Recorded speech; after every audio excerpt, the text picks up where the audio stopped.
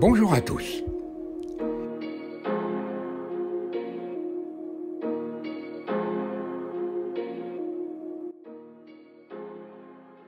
Et si le stress était le meilleur allié du virus?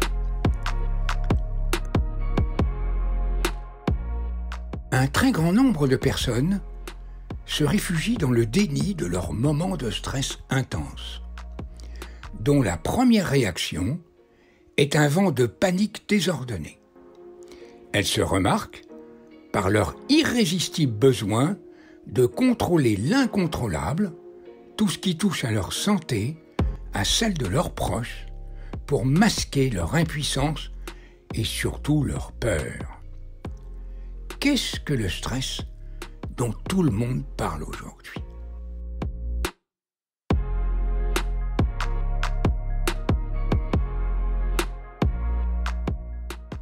Quand on parle du stress, on semble totalement méconnaître le rôle du cerveau dans le stress et dans les mécanismes des défenses immunitaires.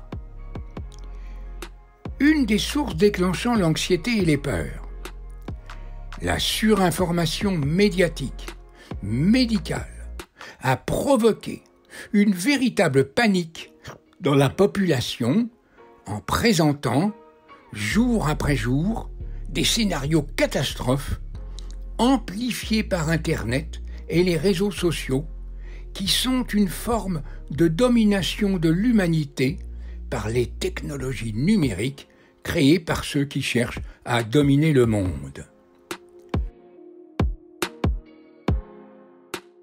Entre alarmisme et banalisation, dans toutes les situations de crise, épidémie, crise économique, nous reconnaissons toujours deux camps aux comportements totalement opposés.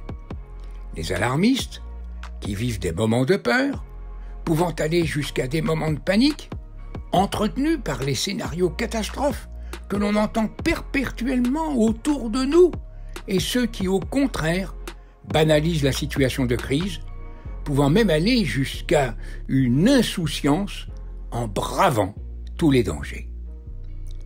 Entre scénarios de panique et une banalisation des dangers, où vous situez-vous?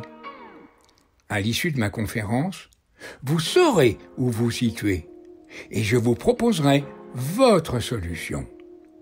Je répondrai à toutes les questions qui me seront posées avant et pendant la conférence. Je vous donne rendez-vous pour ma prochaine webconférence.